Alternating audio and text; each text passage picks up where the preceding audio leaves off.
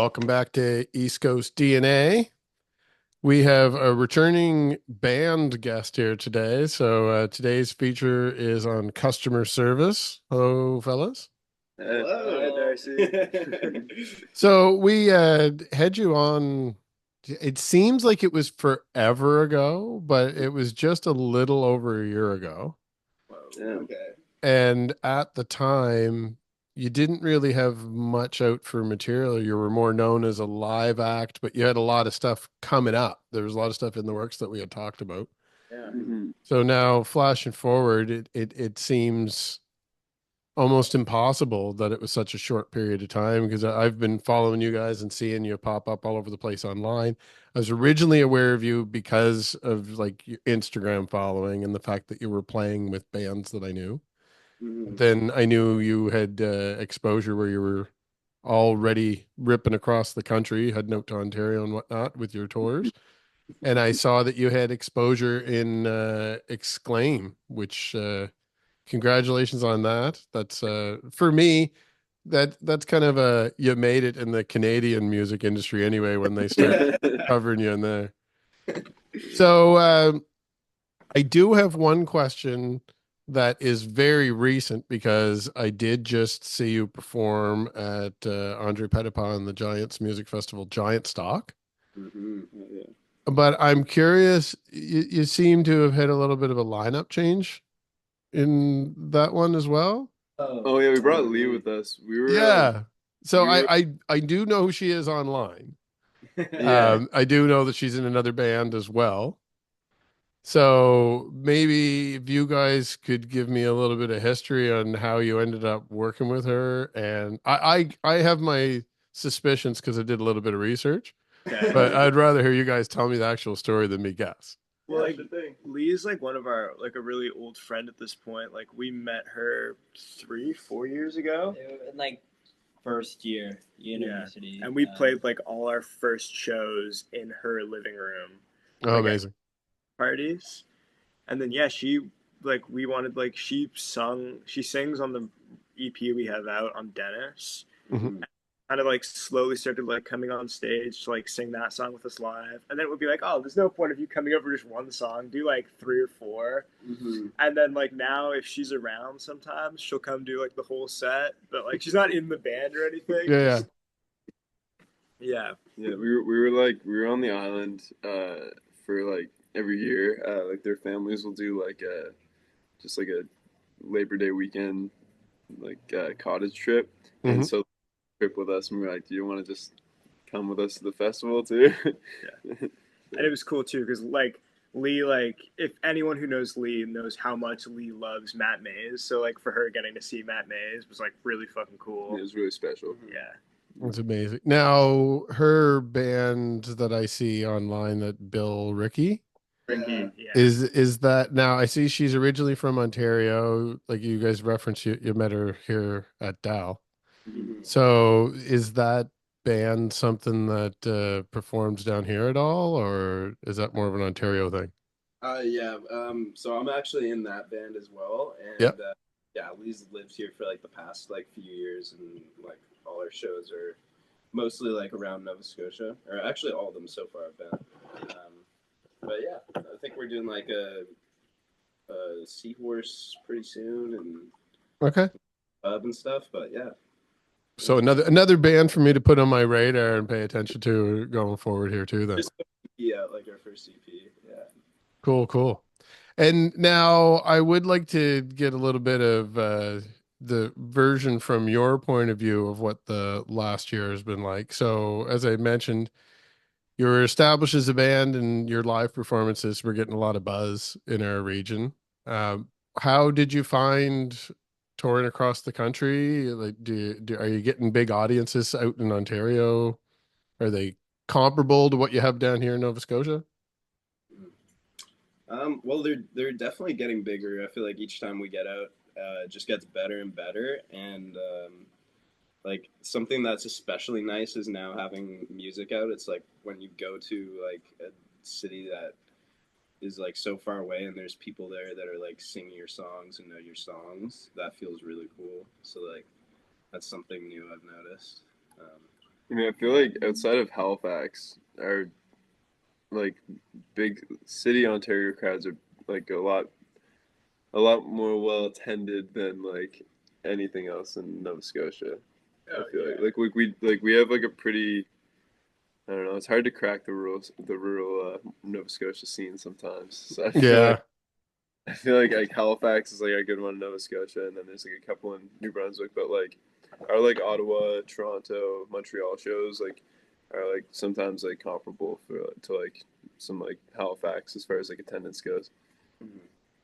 And now your catalog of singles, I guess, to date, because you do have an EP that's out already, but the singles that you were working on when I had first interviewed you, and what I see out there now is available for material. Like I see that you have music videos and you have singles that are out there, but I do notice that the titles of the songs evolved as well, which is Yeah, common with bands that I know from a live perspective. If you know song names from a live band, by the time they become recorded, they don't always have the same names. Yeah, mhm. yeah. Like Working Hard, I knew as Working Hard, but it's Working Hard or Riley Workman. Yeah, I Yeah. think I think that's Yeah. the thing too is we'd always like it starts with like a name and Yeah, then it comes what we write on the set list because we're too lazy to write the whole name, fair. especially with your titles. So like working hard became like on the set list it was always working hard. And so they'd be like, oh, do you guys want to play working hard? So then the demo was just the file name was just working hard. But I think it was always that one was That was always always working working hard hard or on rather Riley working. Workman. Yeah. But there definitely had some changes with other songs. Yeah. And Like Dennis was Dennis Rodman. Dennis was originally Dennis Robin Goes to Korea. It goes to Korea, and then we realized that might have been be a little Unnecessary. racy. Yeah, well, we had a conversation at the first interview too about the name customer service and how it was making it a little difficult to find you online. But as I just stated, from following you over the last year, like you're doing really well with it. So I mean, it's ingrained. You are customer service now for sure. Services us. I think what we realized is like if people are searching for customer service music, they'll hopefully go a little bit farther than just Googling customer service. Fair, Uh, fair. and hopefully they won't just stop at that. Be like, oh, I Yeah, guess I yeah. every customer service before I got the band. Well, no hope here. Like it is one of those things where a lot of bands we like have just obscure names that like Mom Jeans and Modern Baseball, American Football, or Free Throw. Like all these emo bands. If you Google Free Throw, you're gonna get like basketball tutorials. So you have to like go the step farther and find the band. But like that's never stopped me. So I feel like we were like okay, like it was like a little bit of confidence behind the name for us. We're like okay, this is fine. And it's like I said, it's obviously working, but I also noticed too when I was digging in a little bit for the recordings of the songs that you've been collaborating with some established people in the Halifax region specifically. But you worked with Dylan Mumbercat, who I don't know if we ever actually had Dylan on the podcast. We had Maddie Grace on a few times, and Dylan's worked with Maddie. Okay. And then you worked with Owen Williams from Kids Losing Sleep and Bury and probably five or six other bands that aren't coming to my Yeah. mind right now. I know he's got his fingers everywhere. Yeah.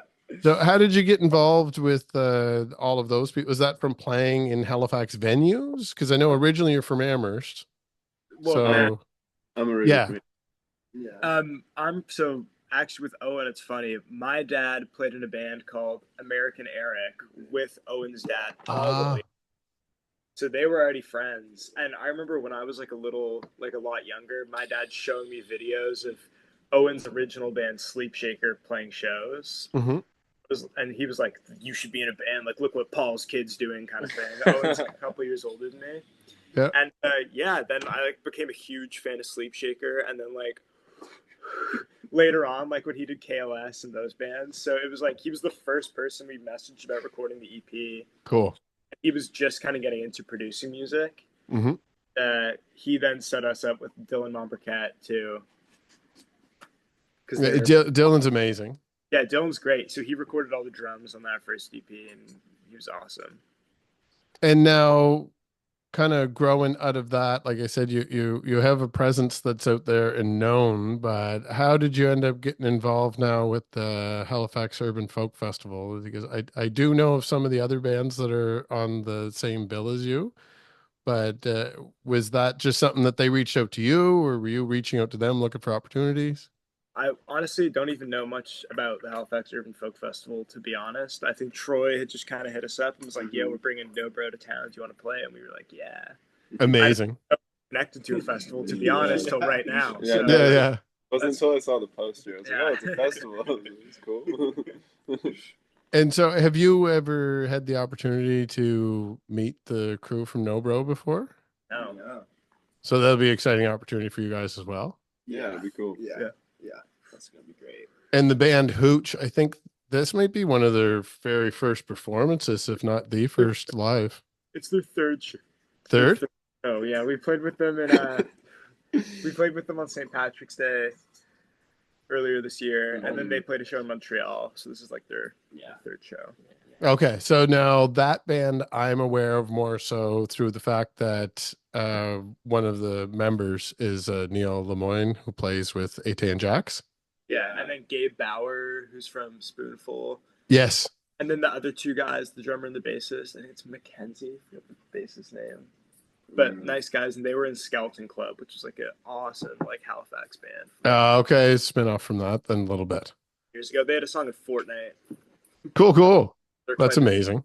cool. Yeah, that's what we're shooting for. Yeah, we're trying If to you're beat curious. them. Yeah, you've got the Exclaim coverage, now you need Fortnite coverage, and that's when you know you made it. We'll throw in the towel after we get the Fortnite feature. Fortnite. We want the customer service concert. We're gonna get him Madden 26 too.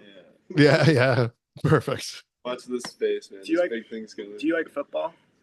I don't follow it at all, but I do have friends that do, so I have a precursory knowledge of it. Nice. Do you watch like Super Bowl Sunday?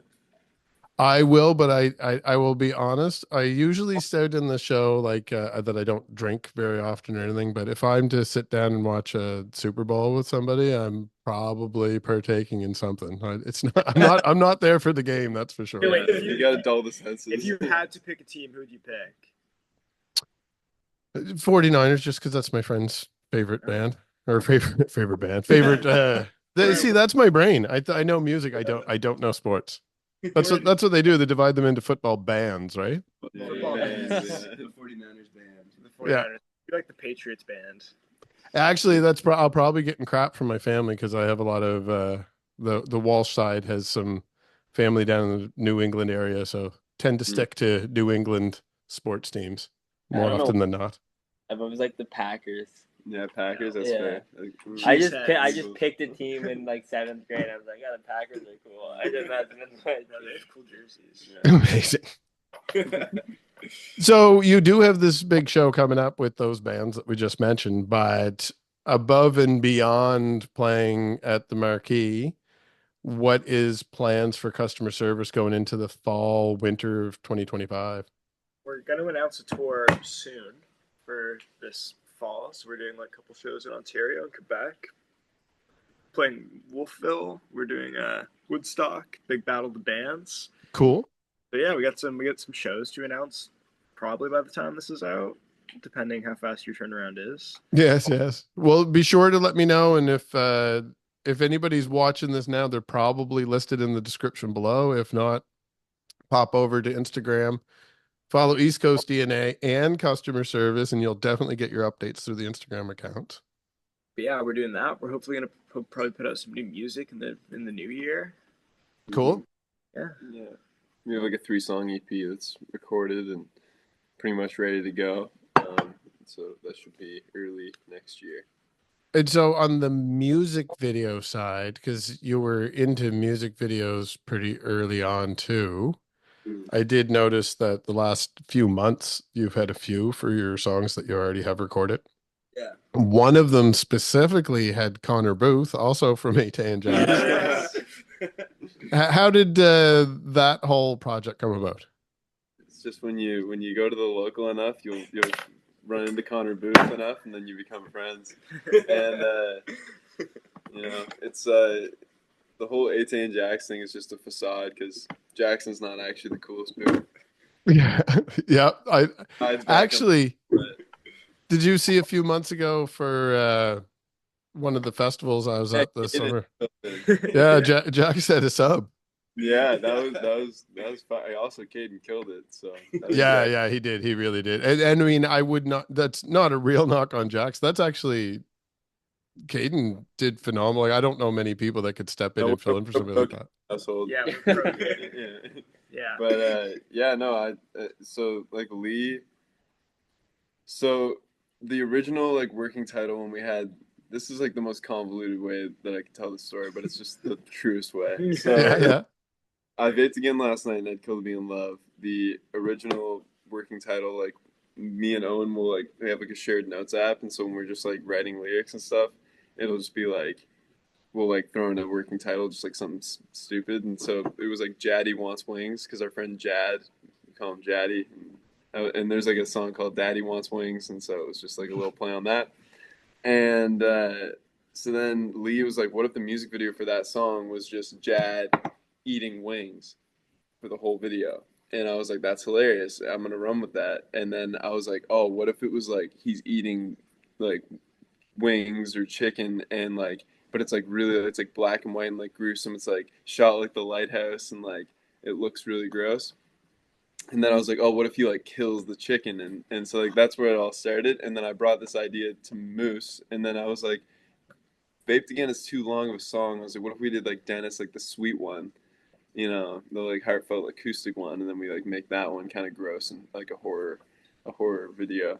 And then like I told Moose my ideas. I was like, I think Connor Booth, right, whoever. I think at the time we were still thinking Jad, but Yeah. I was like, this guy kills a chicken, prepares it, and then like eats it, and it's like disgusting and gruesome. And then Moose made it into more of like a story, and then him and I directed it together.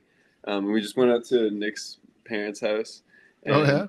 filmed it there because like they live Got out in some like chickens. yeah, they have some Yeah. chickens. They live out in Bootleggers Point, so it kind of had the vibes like on the water. So we wanted to make it like look like the lighthouse a little bit. Was the idea, but You definitely did a good job of catching the vibe you were looking for. It's fun because I just watched it again this morning and like you're describing it perfectly. yeah, well, thank you so much. But yeah, so it definitely was like more of like a half baked idea until Moose like put like a story to it, Yeah. and then like on the day we were like, oh, what if we just like call the girl Lee because like Lee's the other like the singer in that, so it was like on the calendar it's like the day that he's like preparing the dinner for it's like Lee comes home, and, like, the note that is like on his fridge is like from Lee, and so yeah, I don't know. We're just adding to our cinematic Yeah, universe. Well, it's amazing, but obviously you have a passion for that as well. Because I know a lot of artists these days, reels are really important, but you don't see too many music videos. More than you would think, especially for our region. If you start really digging into it, you can find quite a few. But I do like to encourage people to keep making them. So keep having a good time doing it, so that you're encouraged to keep making them I for sure. think we're just really lucky to be like to have friends that are actually like good at making them because like we Hmm. have like as many ideas as we want, but like music videos are like not the most accessible thing to be able to make and do well. And so having friends that are like willing to work with us, like Moose and like Spencer Allen, just makes it so much easier and so much more fun for all of us because like they can kind of run with our like half baked ideas and actually turn them into something. Yeah. Yeah, no, it's amazing, and like I said, I see it in a few other places out there, but I do see you guys have quite a bit of volume as you are ramping up. So I definitely want to see that continue. Really excited to hear that you have new singles coming in the next year as well. I will be at your show, so I'm going to see you live myself fairly soon. So I'm starting to feel a little spoiled. That's two shows in a short period of time for me. Mm. But for yourselves, is there anything that you would like to tease for your fans out there to follow the next year, or should they just stay tuned to Instagram? The EP is the big one. Yeah, Yeah. keep your eyes peeled on our Instagram. You'll see when stuff happens. Yeah. And any physical releases to go along with the recordings? That's a secret. Yeah. All right. It's a So- secret I'll never tell. I definitely think we're going to have you back on in a future episode to find out how the new tour dates are going, hear more about the new recordings, and maybe you'll be ready to reveal some secrets to us at that point. Yeah, maybe. We don't really know the secrets ourselves. At this Yeah. point. Yeah. Oh, it's a time of flux right now. I'm even having the problem with the podcast where I'm kind of transitioning slowly out of festival season and starting to slide over into whatever fall winter is. But I know a lot of bands like yourselves are back in the studio. There's a lot of tour dates that would be coming up in the spring. So I guess it's time to keep my ear to the ground. And it sounds like 2025 is going to be pretty busy for everyone all the way around. If anyone does want physicals, we do have a couple 10 inches left of our first EP. Amazing. And I didn't see that listed on Bandcamp. Do they just get that at a show or reach out to you directly? Bandcamp. We've got an online, we got a big cartel store. You can buy stuff at. Someone also bought one that we have to send to. I just saw PayPal. Anyways, that's us. Amazing. Yeah. So I'm going to actually probably be reaching out to you myself to see if I can get my hands on one of those. Yeah, definitely. I mean, if you're coming to the show, we'll have them at the show. Perfect. Yeah, I'll definitely be up there. So how much cash should people have in their pockets at the show if they want to try to grab one of these limited editions? Do a customer service show, they come flush. That sounds good. All right, guys, I'm going to let you get back to her today, but definitely send me those any information that you want me to add in the description below so people can get out there and see you live. And if anybody wants to listen to you now, I mentioned Bandcamp, which is great if you want to throw a couple bucks at these guys. We are also on Spotify. So if anyone's driving around in the car listening to this podcast, you can flip right over now and listen to the band a little more. And hey, if you're listening, money, it comes and goes. Streams stay forever. So if you want Spotify, do it. Perfect. Is there anything you would like to play off this episode with? Wait 1 second. I'm trying to think. Oh, Cocaine Cowgirl by Matt Names. Yeah. Or Chumbawamba Big Thump Tumpa if you want. There you go. Perfect. Either one. You get to pick. You can flip a coin if you want. What if we play it out? 1, 2. I get knocked out, but I get up again. I get knocked out, but I get up again. Cocaine Cowgirl. That's amazing. 2 for the price of 1. Yeah. Okay. All right. Thanks, guys. And we'll see you Friday. All right. Thanks, dude. Bye, Darcy. Thank you. Bye. I get knocked out, but I get up again. You're never gonna keep me down.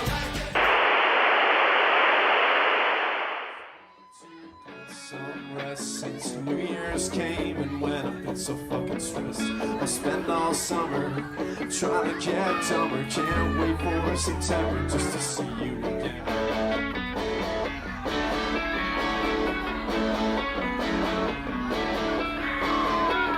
Passed out in a parking lot, it's kind of sad, but I do this a lot. Every winter, I just keep getting thinner. This summer's been a bummer. I just want to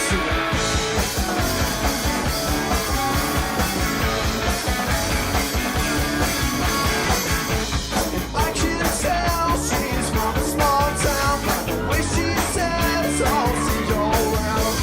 But this city's not that big. I'm sorry when I tell you, oh, you can't be sick.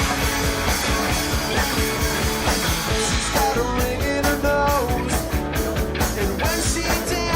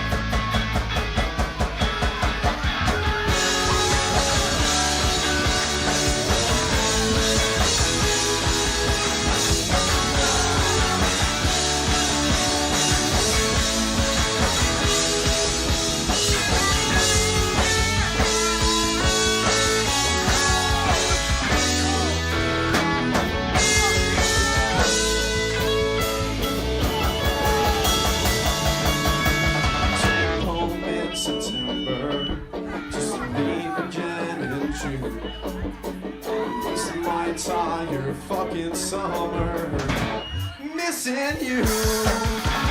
Take home in September, leave again in June. Wasting my entire fucking summer, missing you. Take home in September, leave again in June. Wasting my entire fucking summer, missing you. Spent my entire summer trying to get sober so I could stop missing you.